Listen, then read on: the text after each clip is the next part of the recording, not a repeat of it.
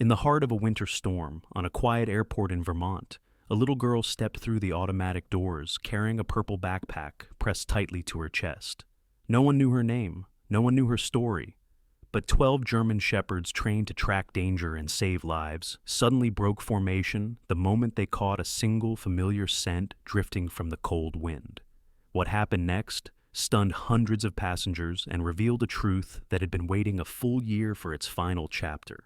As you watch this journey unfold, tell me where you are watching from. Let me know in the comments.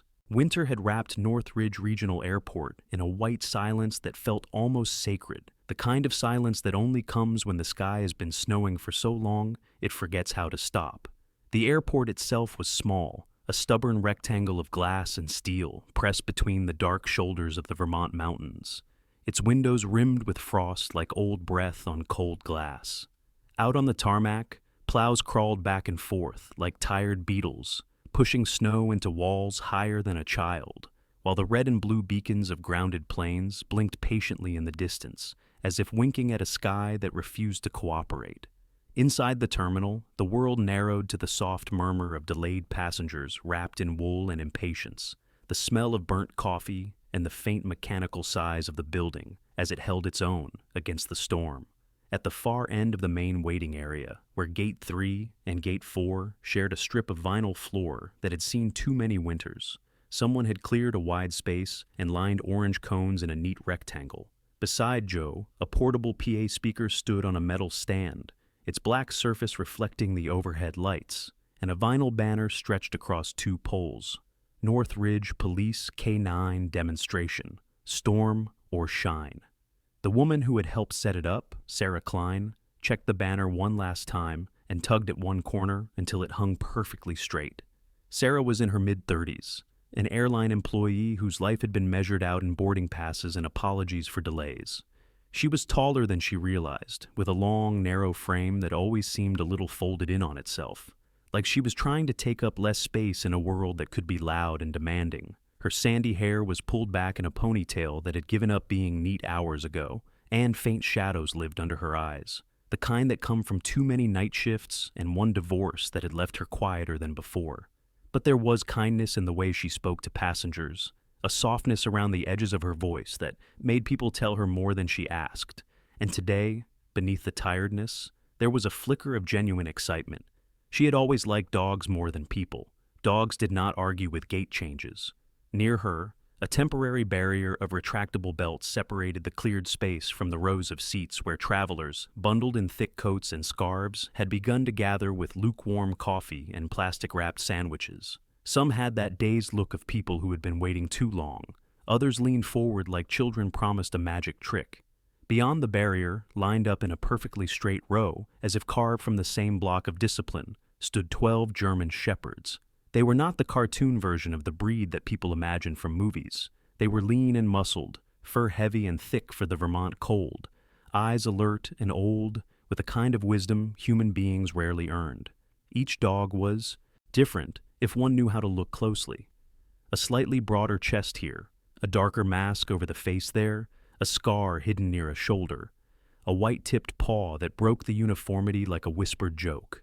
But together, they looked like a single organism, a living wall of focus and strength. At the center of that line, a step ahead of the others, sat Jasper. Jasper was 5 years old, in the prime of a working dog's life, his fur a striking blend of charcoal and storm cloud gray, with lighter streaks along his belly and chest that made him look like he carried winter on his back. His ears were tall and steady, rarely twitching without reason, and his eyes were a deep, steady amber that seemed to weigh and measure everything they saw.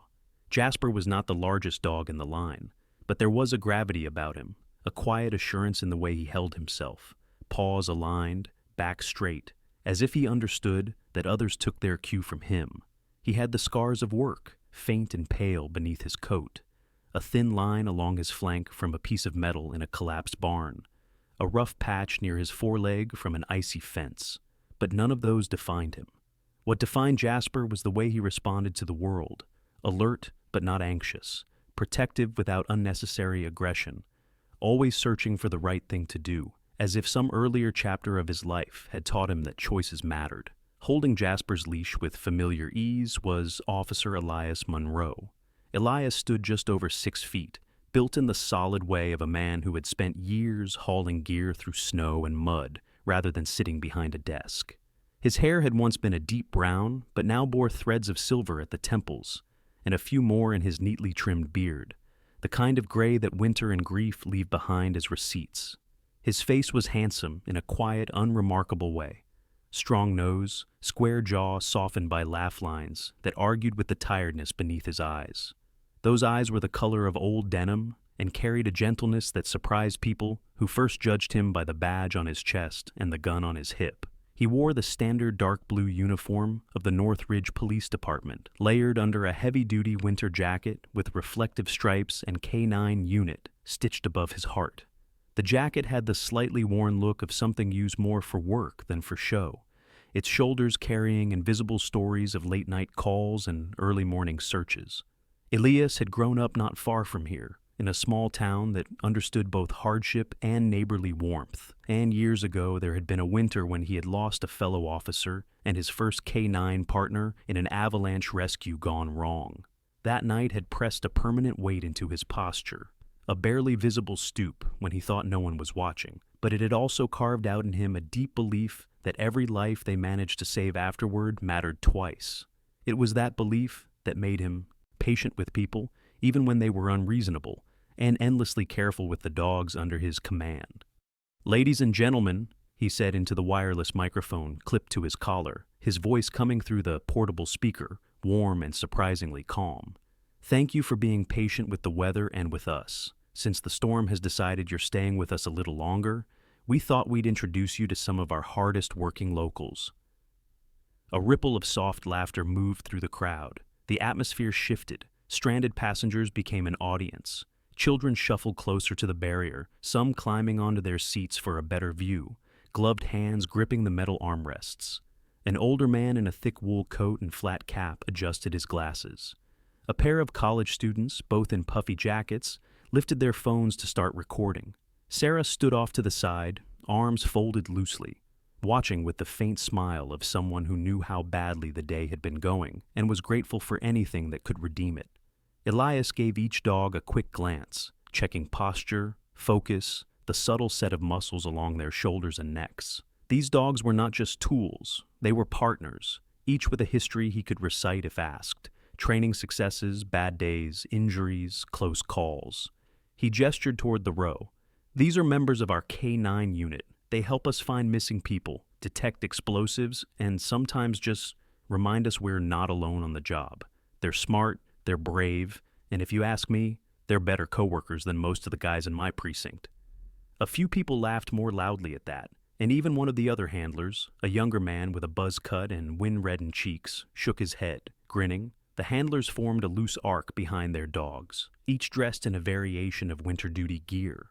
Parkas, tactical boots, gloves that still allowed for fine control of a leash. They were secondary figures in this scene, but each carried the quiet alertness of those used to calm that could turn to chaos in seconds. For them, even a demonstration was never just a show, it was practice, rehearsal, for moments they hoped wouldn't come, but knew might.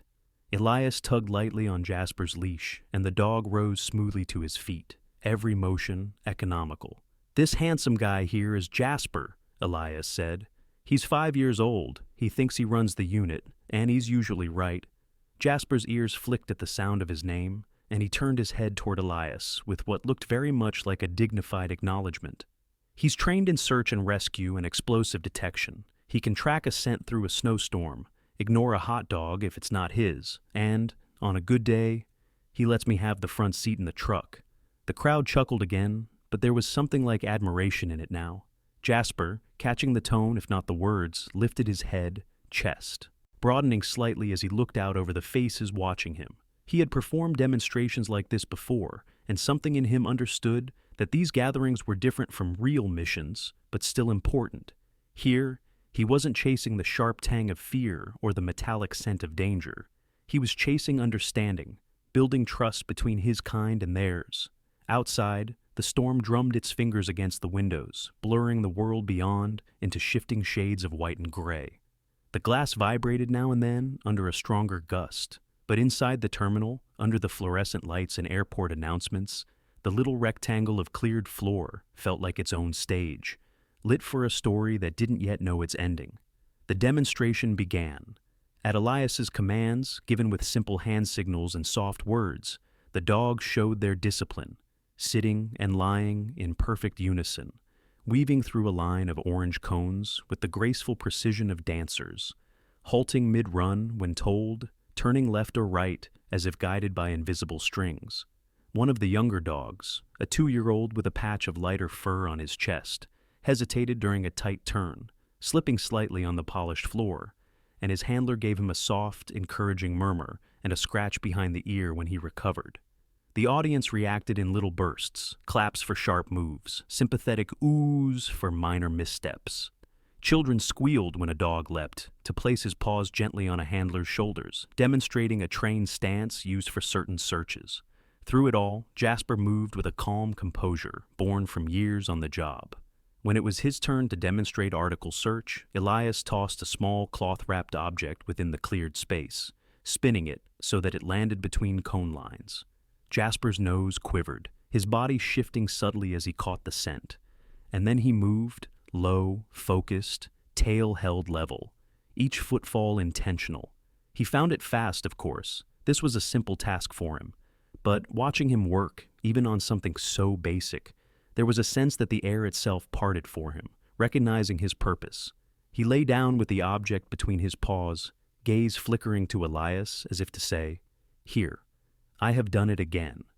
"Good boy," Elias said, the words warmer than the microphone could fully carry.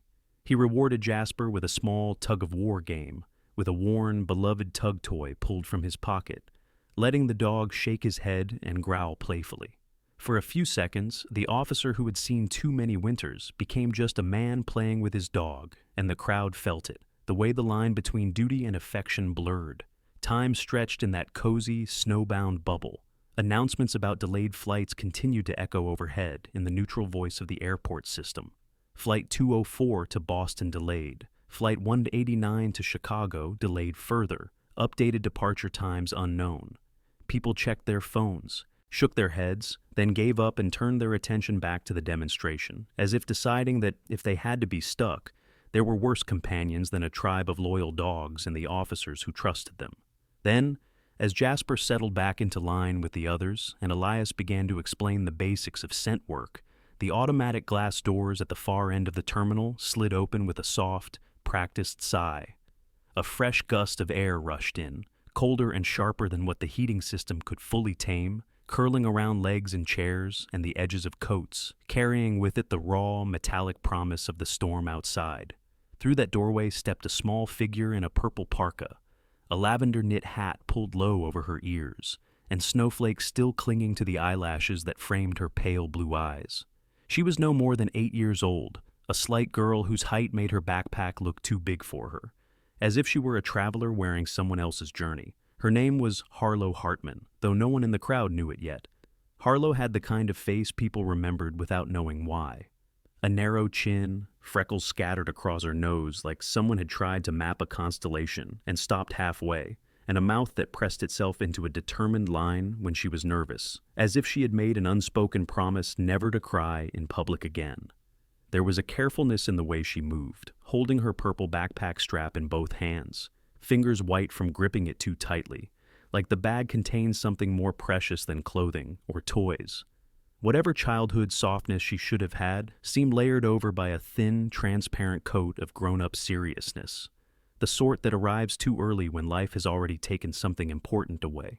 She stood just inside the doorway for a moment, letting a man with a rolling suitcase pass, her gaze sweeping the terminal quickly, cataloging exits, counters, the knot of people gathered at the far end. The storm swirled behind her like a living thing, flinging snow into the open space before the doors slid shut again, muting the roar of the wind back into a distant hush. As Harlow walked toward an empty row of seats near the K9 demonstration area, boots squeaking softly on the polished floor, Jasper's head turned. It was not dramatic at first, no snapping leash, no sudden lunge, just a subtle shift, ears tilting toward the direction of the doors as that fresh gust of air reached the line of dogs. The other German shepherds tasted it too, nostrils flaring almost in unison. The smell carried many stories at once: wet wool, airport coffee, road salt, fear, impatience. But threaded through it, faint and stubborn, was something else. Something that had lived once in training fields dusted with frost and in patrol trucks heading toward trouble. Something that had clung to uniforms and gloves and the inside of metal lockboxes. Jasper's amber eyes followed Harlow as she passed, his muscles tightening almost imperceptibly under his thick winter coat. For just a heartbeat, his gaze dropped to the purple backpack bouncing lightly against her small frame. And a flicker of recognition, too old to belong to a dog, too deep to be simple curiosity, stirred somewhere in the quiet places of his memory. He did not move out of line. He did not break formation. Not yet. But in that moment, as the little girl with the purple bag walked into the warmth of the terminal, she walked into something else as well. Into the center of a circle she did not know existed. Into a story that had begun before she was born. Into the space in 12 loyal hearts where a particular scent had never truly faded. And though no one could see it, not the waiting passengers, nor Sarah, nor even Elias with all his experience, something old and sacred began to unlock inside the minds of the canines, like a door in winter finally feeling the first turn of a forgotten key. The storm outside tightened its grip on the terminal, as if the sky were slowly lowering itself onto North Ridge Regional Airport. Snow hammered the glass with a soft but relentless insistence, and every now and then a stronger gust rattled a metal frame somewhere in the building. But inside, despite the cold and the delays, the K9 demonstration had woven a thin layer of warmth around the stranded passengers. People smiled. Some relaxed their shoulders. A few children sat cross-legged on the floor at the very edge of the safety barrier, utterly mesmerized by the 12 German shepherds who stood as still and perfect as carved winter guardians. Harlow Hartman had chosen a seat near the end of the row, close enough to see but far enough that she wouldn't be noticed. At least, that's what she hoped. She sat carefully, placing her purple backpack on her lap, fingers curled protectively around the zipper, as though afraid it might open on its own. Her lavender hat had slipped sideways over her small ear, but she didn't fix it. She didn't seem to notice the storm of excitement around her. Her pale blue eyes stayed low, darting now and then toward the stage where the dog stood, but never lingering too long. Officer Elias Monroe continued his demonstration, speaking through his microphone with the calm, steady tone of a teacher guiding a classroom through something both important and gentle. One of the most impressive abilities these dogs have, he explained, is scent memory. They can recall a smell even years after first learning it. It's a deeper kind of memory than ours, almost like a story written in the air. The words drifted through the terminal, warm and assuring, but they also struck a chord in the dozen dogs waiting in formation. Because even as Elias spoke, something had already begun to stir. It began with Jasper. He had returned to his place in line, front paws neatly aligned, tail resting still along the floor. But the moment the fresh gust of cold air had swept through the terminal, carrying the scent from the storm and from the small girl who'd stepped through it, something in his expression changed. It was subtle, a small tightening of muscles along his shoulders, a sharper quiver in his nostrils, the kind of silent awareness that only the most observant handlers would notice. Jasper inhaled again. The scent was faint, barely there, tangled with airport odors and storm air. But beneath all that, anchored in something faded and old, was a smell he knew. A smell that had once meant presence, instruction, warmth, partnership, discipline, safety. A smell belonging to someone who was no longer alive. Jasper whined under his breath, so softly that only the dog next to him, a slightly older male with a dark saddle marking, flicked an ear in response. Elias didn't hear it. Not yet. Harlow, meanwhile, tugged the zipper of her bag open, fishing for her knitted scarf. The purple backpack was too full, overstuffed the way children tend to pack when they're carrying something precious. She pulled at the zipper until it slid open a little too far, revealing for a brief moment the corner of a cloth bundle and the metallic edge of a small box wrapped in faded fabric. And that was the moment everything changed. The scent of the cloth, old cotton worn thin by hands that no longer existed, drifted into the air, And dogs, especially these dogs, did not need much. Jasper stiffened, entire body sliding into hyperfocus. His amber eyes widened slightly, catching the shimmer of the purple backpack in his peripheral vision. A second dog lifted his head. A third dog stopped blinking, nostrils trembling. Then, all 12. It was like watching a heartbeat travel through a body. One dog reacting, then the next, and the next, until the entire line of German shepherds stood vibrating with a collective recognition that none of their handlers could yet interpret. Passengers noticed the change before the humans on stage did. A low murmur rippled across the waiting area. "Why are they looking over there? Did something happen? Mom, why are they staring at the girl?" Sarah Klein, still standing near the barrier, frowned with confusion. Dogs in demonstrations did break formation occasionally, but not like this. Never so uniformly, never so intensely. Elias saw it next. "Easy," he said softly, clicking his tongue once. "Dogs, stay." But even as he spoke, Jasper took one step forward, not a leap, not a rush. Just a single decisive step, pulling the leash taut. Elias felt it. His muscles tightened. "Jasper," he murmured. The amber eyes did not move from Harlow. Then the dog inhaled deeply, once, twice, and his ears pinned forward with a sudden, alert certainty. What he smelled wasn't threat. It wasn't danger. It was memory. Jasper barked once, not sharp, not aggressive. A warning bark, protective, urgent, meant to signal other dogs rather than frighten. The other canines responded instantly. Leashes tightened, paws shifted, muscles tensed. 11 dogs mirrored Jasper's stance with perfect synchronicity. Before the handlers could react, Jasper surged forward again, this time with enough force to snap the clip from Elias's glove. The leash slipped from his fingers. "Jasper!" Elias lunged after him, but it was too late. Like a silent wave, Jasper sprinted toward Harlow, and the entire K9 unit followed, not with the snarling ferocity of attack dogs, but with the frantic, trembling urgency of animals recognizing a ghost. Passengers gasped and scrambled back, chairs screeching against the floor. Some screamed, others shielded their children. Harlow froze, scarf half out of her bag, fingers locked around the purple zipper. She didn't even breathe, but when Jasper reached her, he did not jump, did not growl, did not bite. He stopped so abruptly his claws scraped lightly against the floor. Then he stepped sideways, forming the first point of a protective circle.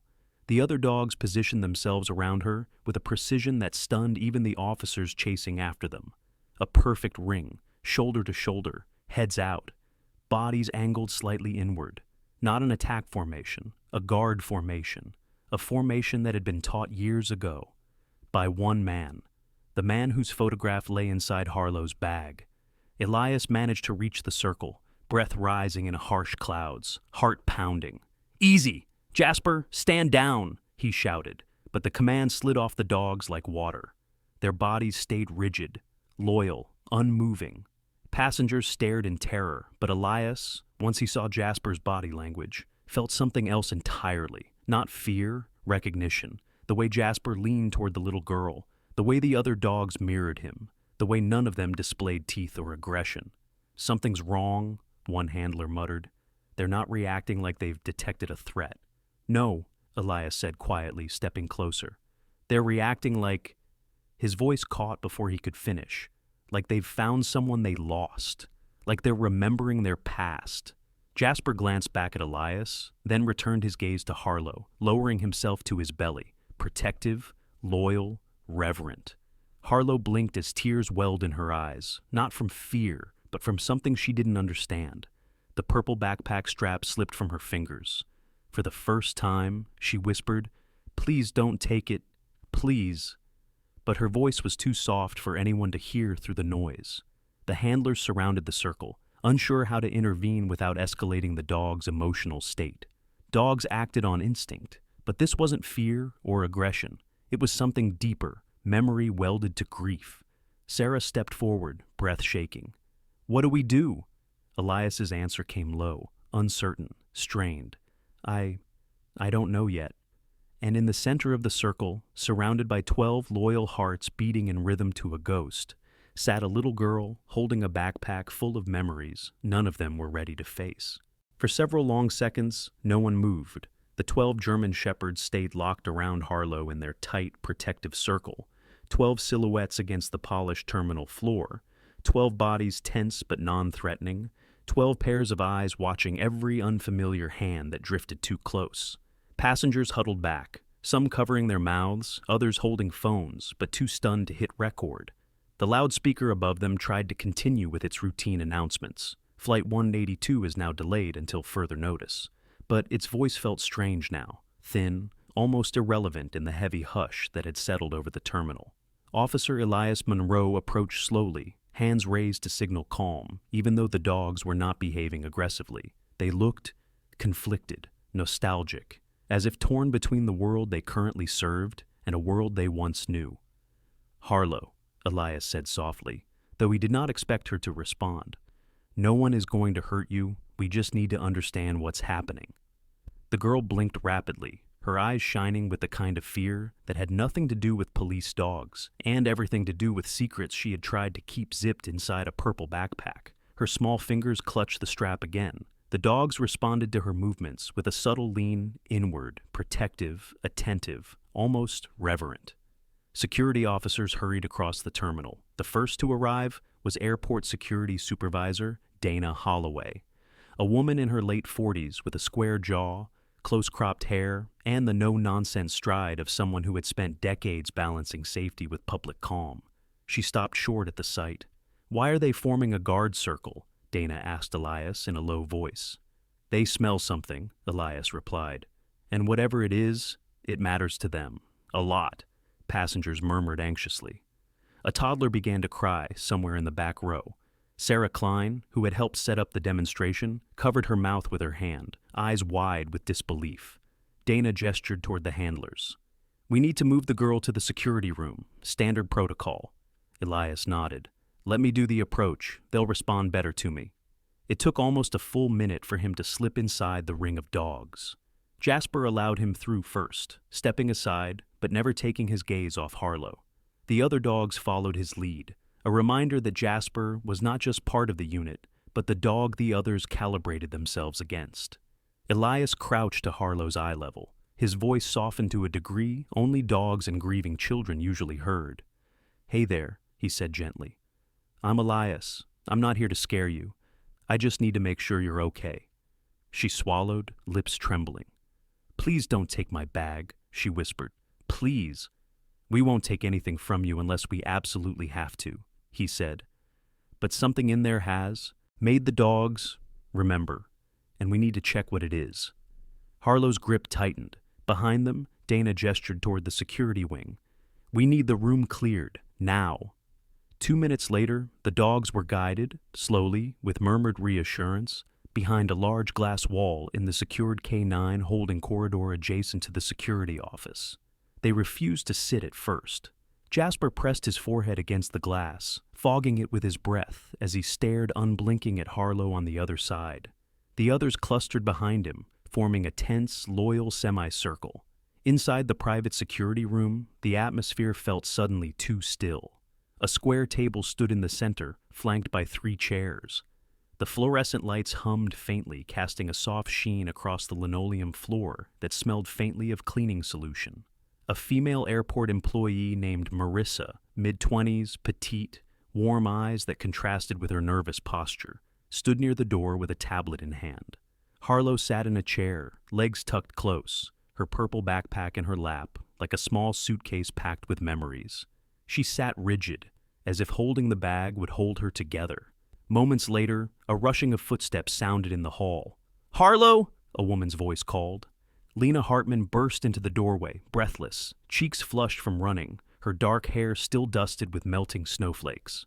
She was in her late 30s, with the kind of tired beauty that spoke of long nights, single-parent burdens, and grief that had carved itself into the soft lines around her eyes.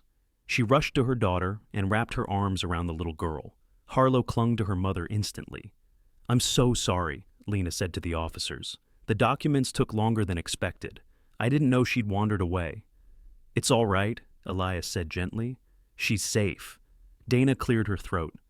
We do need to examine the contents of the backpack. The dogs reacted strongly. Protocol says, I have all the paperwork, Lena said, voice tightening. All of it. He passed through security in the first airport. He passed all the checks. Elias felt a pulse of intuition. Lena exhaled shakily. My husband, Officer Caleb Hartman. The room fell silent for a moment. Elias's heart dropped.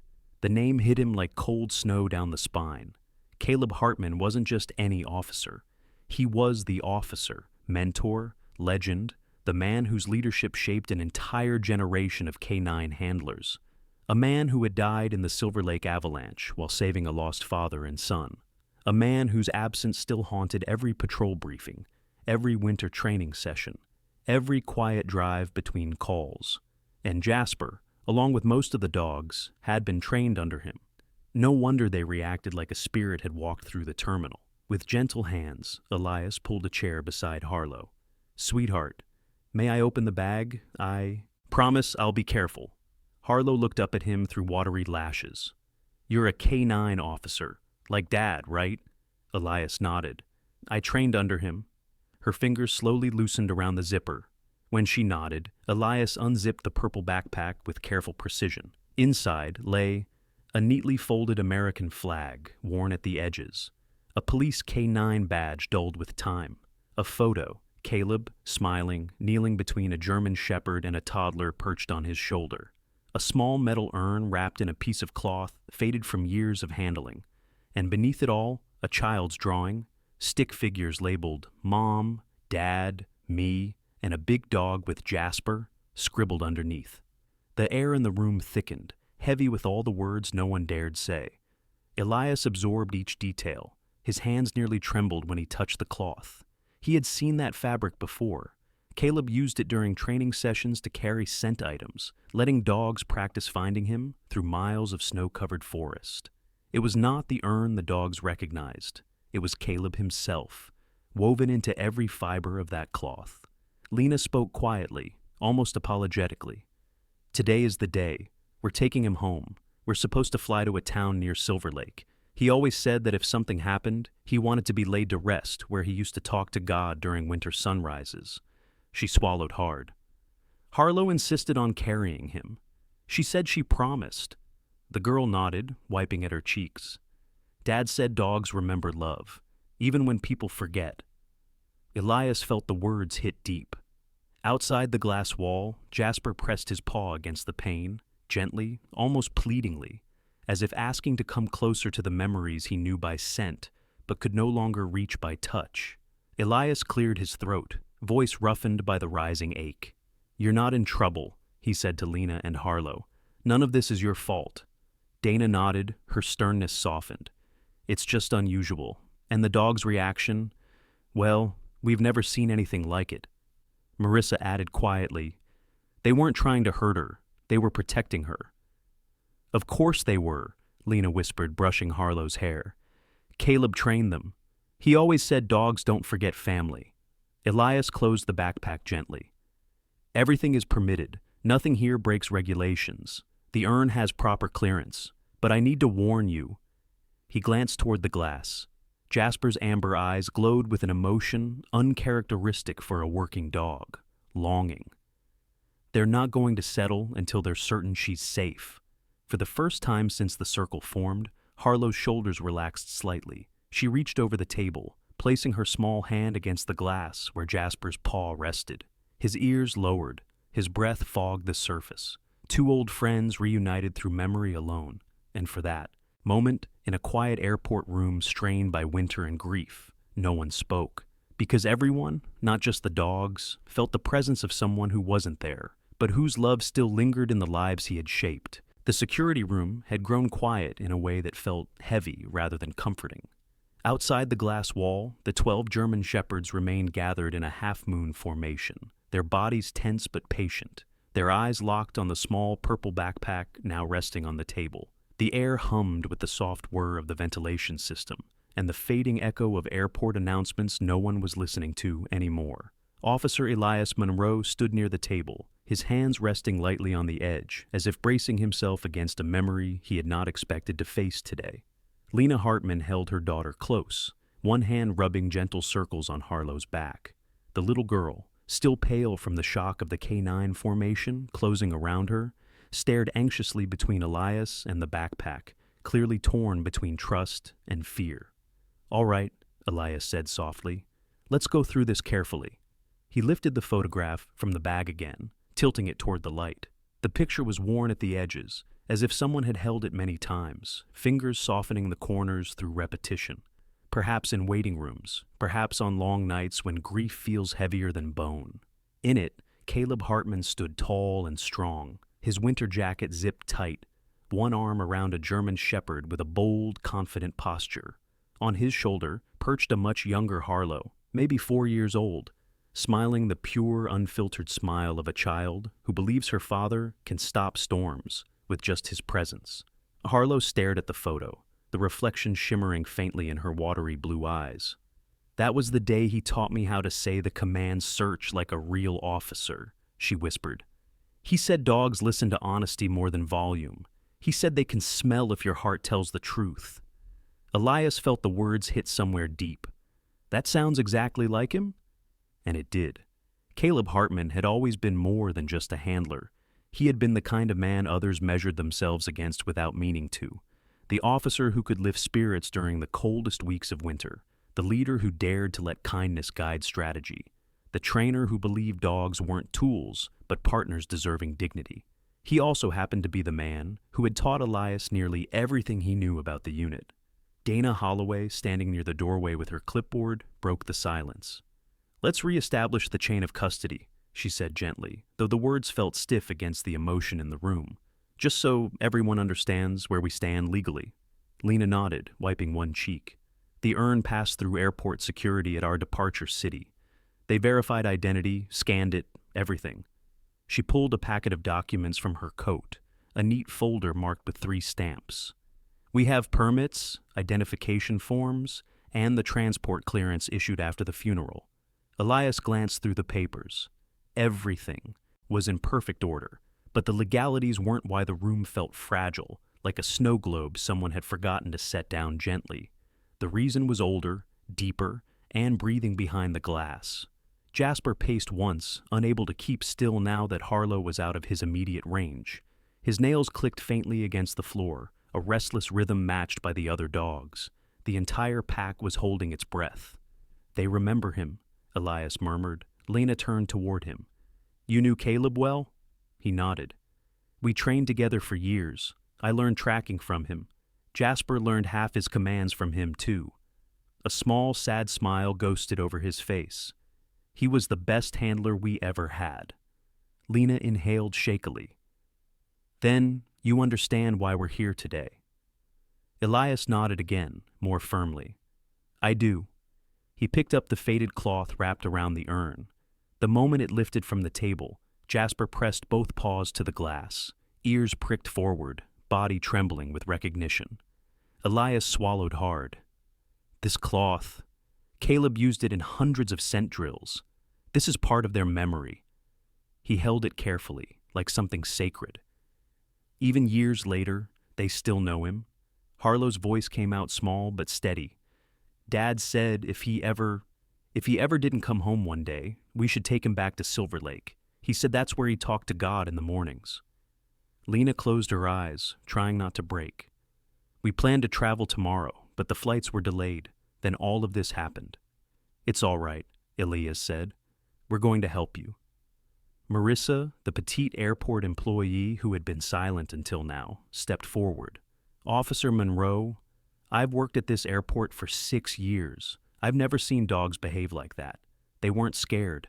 They weren't reacting to a scent of danger." She rubbed her arms as if cold.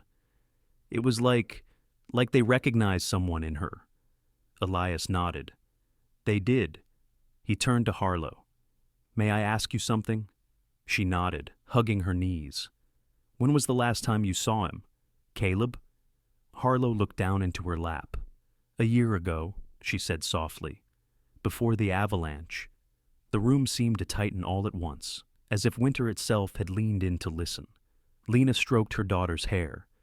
"He was on a search and rescue mission, A father and son were trapped by an early snowfall. He saved them, but the mountain didn't spare him. Elias closed his eyes for a beat. He remembered that day, the frantic radio chatter, the blizzard warning, the sinking feeling in his gut when the silence grew too long.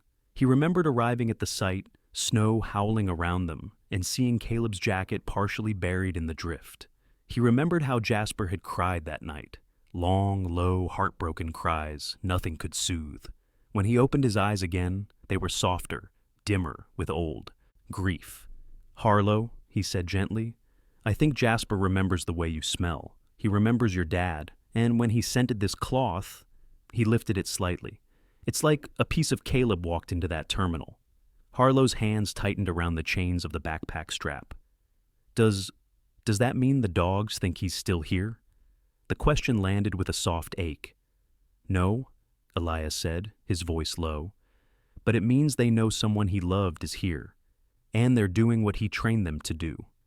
"Protect," Harlow whispered. "Exactly."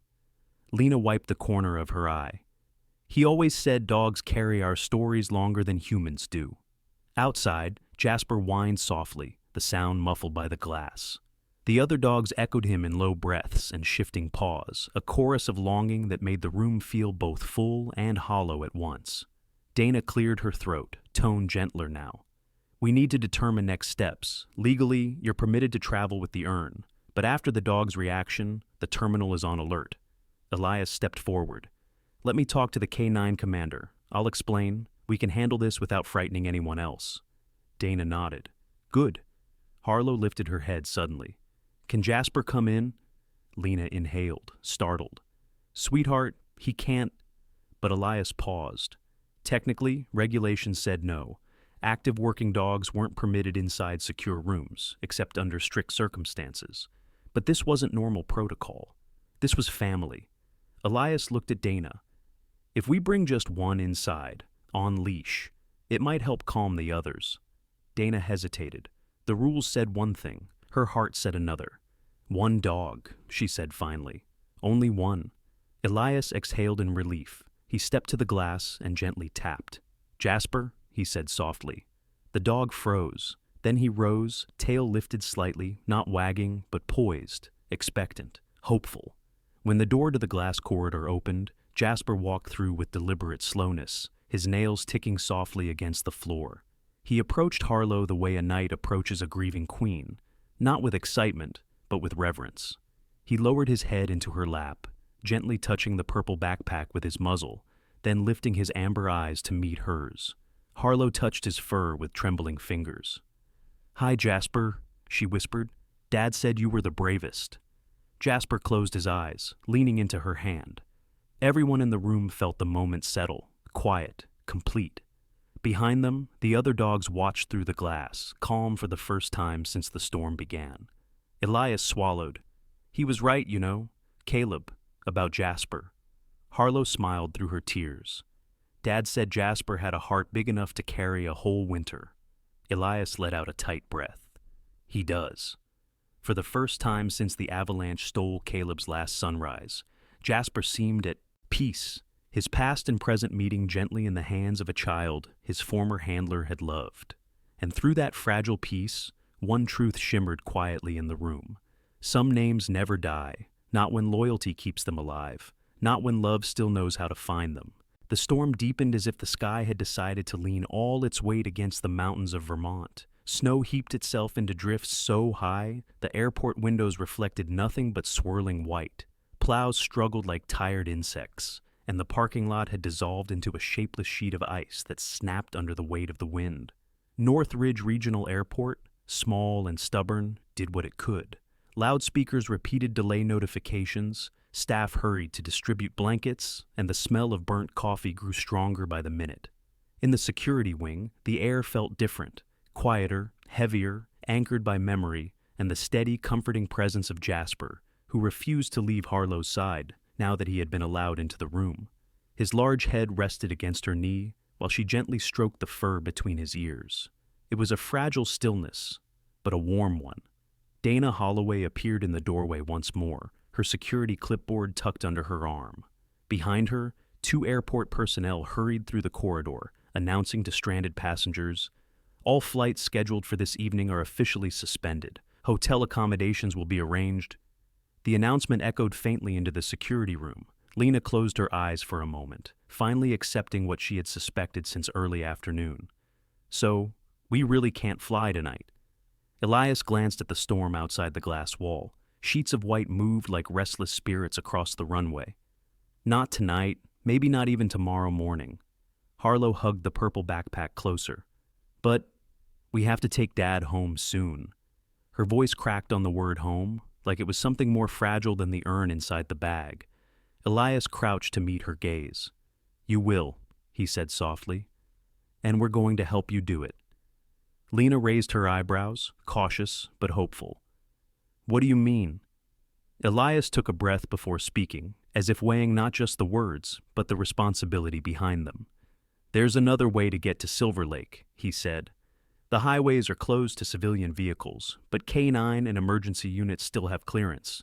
We run special tires, chains, emergency routes." He gestured toward the K9 vehicles parked outside. "It's a 2-hour drive in normal weather, maybe more in this storm, but it's possible." Lena stared at him, stunned.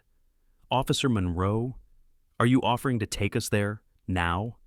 His voice lowered into something solemn yet warm. "Caleb was my friend, my mentor, my brother in this work. Helping you isn't a burden. It's an honor." The room went silent except for the low hum of the ventilation system and Jasper's calm breathing as he nudged Harlow's hand. Lena's composure broke for a moment. She pressed her fingers to her lips, breathing shakily. "I don't know what to say." "You don't have to say anything," Elias said gently. "Just tell me you'll let us help." Harlow looked up at her mother. "Mom, Dad would like that. He loved working with them." Lena nodded slowly, finally finding her voice. "All right. Yes, we'll go." Dana, who had been listening from the doorway, stepped forward. "Let's get the paperwork sorted. I'll contact the K9 commander for authorization." It took nearly 20 minutes to finalize everything: permits, transport documentation, route approval, the emergency clearance for escorting a funeral transfer. The airport staff, softened by the emotional weight of the situation, expedited all they could. In the end, the decision was signed off by the police chief himself, a man who had served with Caleb years ago and understood the significance of the journey. When all was settled, Elias stood and motioned gently to Harlow. "You ready?" Harlow nodded, slipping the purple backpack onto her shoulders. The weight of the urn pressed lightly between her shoulder blades, a small but sacred heaviness. Lena wrapped her arm around her daughter. "Let's take Dad home." Outside, the storm greeted them with sharp, icy flakes that clung to eyelashes and soaked into the seams of coats. The cold bit at exposed skin, but the darkness was softened by the flashing lights of the K9 convoy waiting near the service exit. 3 vehicles idled in the snow. One, the lead K9 patrol vehicle, a specially reinforced SUV fitted with winter chains and emergency lights. Elias stood beside it, with Jasper already inside, his silhouette a loyal shape against the frosted window.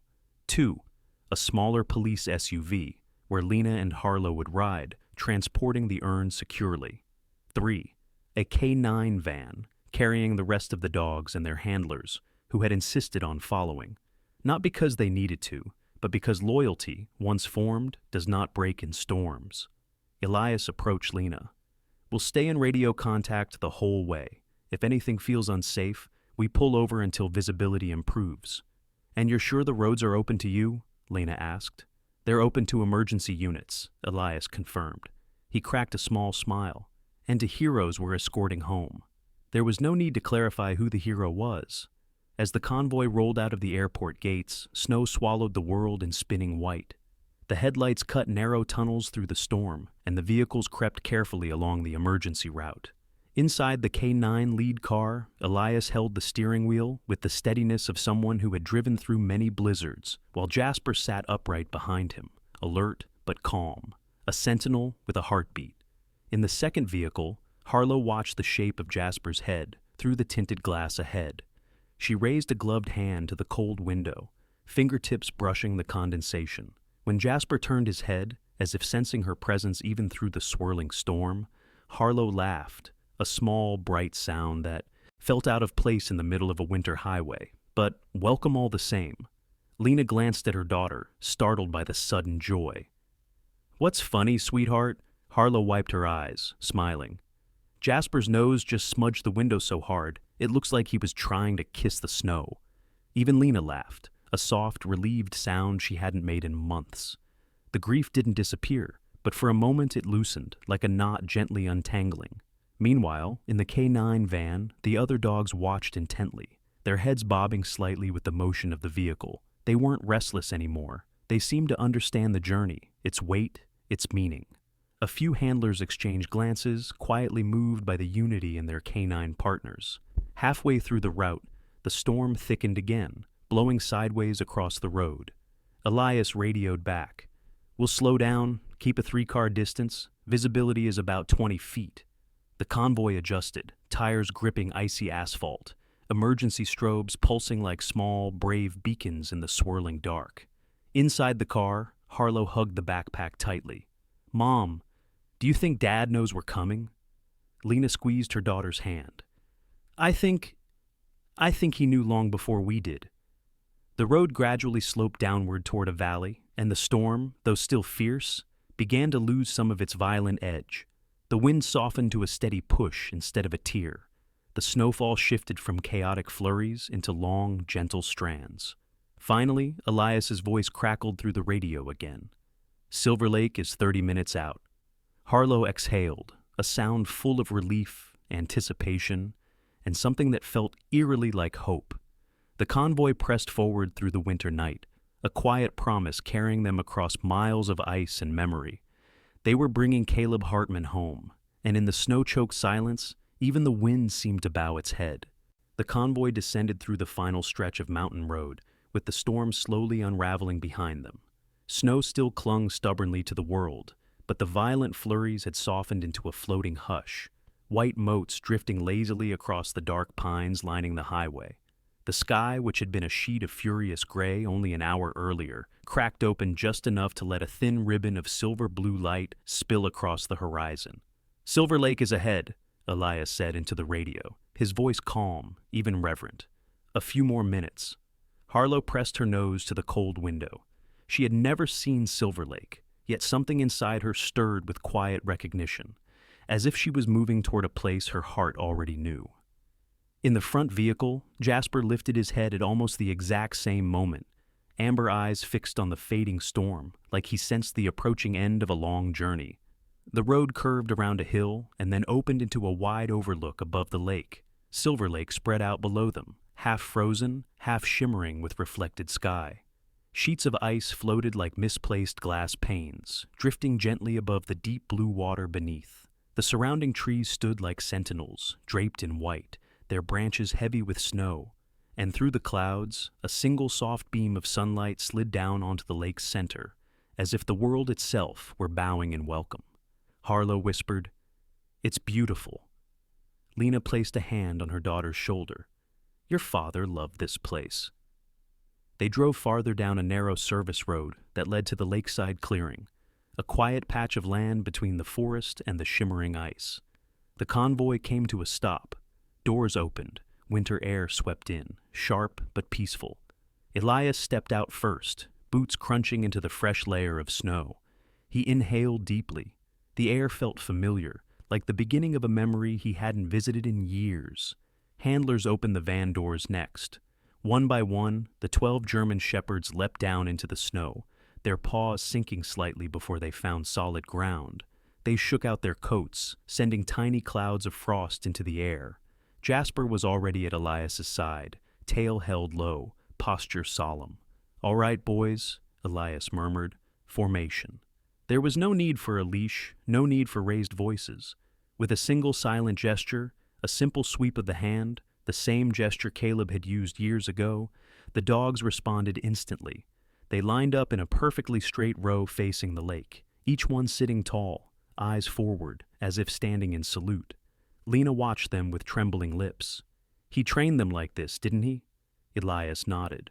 "For memorials, for officers we lost on duty. It was his way of saying, no one leaves this world alone." The words felt heavy but comforting, like a blanket laid gently over a wound. Harlow stepped out of the car, her boots sinking into the untouched snow with soft, muffled thuds. She held her purple backpack tightly against her chest. Lena walked beside her, carrying the folded American flag. The wind rippled the edges of the fabric, lifting it slightly as if the flag itself remembered the man who once wore its colors with pride. They approached the line of dogs. All 12 pairs of eyes followed them, not demanding, not intruding, simply witnessing. Elias moved to stand between Lena and Harlow. He took off his gloves, letting the cold sting his fingertips, grounding him. When he spoke, his voice carried easily through the still winter air. "Caleb Hartman wasn't just one of us," he said. "He was the man we looked to when the night was darkest and the snow was deepest. He taught us that a dog's loyalty is a sacred thing, and that a handler's duty is to honor it." Elias swallowed, breath forming a trembling cloud. He saved lives. He shaped lives. And even now, even here, his memory leads us. Lena closed her eyes tightly, a tear slipping down her cheek. Harlow looked up at Elias, then down at the purple backpack resting against her boots. "Mom," she whispered, "can I?" Lena kissed her forehead. "Yes, go on." With fingers that trembled only slightly, Harlow unzipped her backpack and lifted the small metal urn, still wrapped in the faded cloth that carried Caleb's scent. She walked toward the lake until snow brushed the tops of her boots. The icy wind swept her hair back gently. The dogs remained still behind her, silent guardians holding vigil. Harlow took a deep breath and opened the urn. Inside, the ashes were a soft gray-white, lighter than the snow beneath her feet. A breeze lifted them almost immediately. Instead of falling, they rose, carried by the cold wind into the glowing strip of sunlight spreading across the lake. Ashes twirled with snowflakes, drifting farther and farther until they mingled with the water, the ice, and the distant forest. Lena pressed the folded flag to her chest and sobbed quietly. Elias bowed his head. Behind them, a sound broke the silence, a low, trembling whine. Jasper had walked forward, placing one paw gently atop Harlow's purple backpack, the way a dog places its paw on something precious, something worth protecting. His ears tilted back slightly, not in fear, but in grief, deep, old, and loyal. Harlow turned around, sunlight catching the tears still clinging to her lashes. She knelt beside Jasper and wrapped both arms around his neck, her face pressed into the thick fur of his chest. "I know you miss him," she whispered. "I do too." Jasper leaned into her gently, closing his eyes. The other dogs stood a little straighter, as if honoring the moment shared between them. Lena joined her daughter, kneeling on the snow, her hand resting on Jasper's shoulder. Elias stepped closer as well, though he stayed standing, a quiet pillar at their side. The wind softened further, as if conceding the moment to the grief and love unfolding beneath it. When Harlow finally stood, the lake's surface had begun to glow under the late afternoon light. The ashes had spread into the distance, carried by currents the eye couldn't see. Silver Lake shimmered as though welcoming a friend home. The dogs slowly settled into the snow, sitting in a long, solemn line. Their shadows stretched across the white ground, 12 loyal silhouettes watching the horizon. Together, they formed an image so peaceful, so reverent, that even the cold felt gentler. Lena slipped an arm around Harlow. "He's where he wanted to be," she whispered. "And he's not alone," Harlow answered, glancing at the dogs. "He has them." Elias stood behind them, his breath steady now. "And he has us." The winter around them remained cold, but within that lakeside clearing, between grief, loyalty, and love, something warm began to bloom quietly. A warmth made of a daughter's devotion, a wife's endurance, a K-9 unit's unwavering loyalty, and the memory of a man who had never stopped teaching them how to love the world through courage. In that moment, winter didn't feel so heavy anymore. It felt like a hymn, a farewell, and a promise.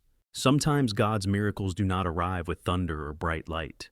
Sometimes they come through a loyal dog who refuses to forget love, through the kindness of strangers, or through the quiet strength God places in our hearts when we feel most alone. This story reminds us that in our everyday life, God is still guiding us through storms we do not always understand. He sends people who lift us, moments that protect us, and signs that whisper, you are not forgotten. If this journey touched your heart, share it with someone who needs hope today. Leave a comment to tell us your thoughts, and remember to subscribe for more stories of faith and courage. May God bless you and your family with peace and protection. And if you believe in the quiet miracles of God, type Amen in the comments.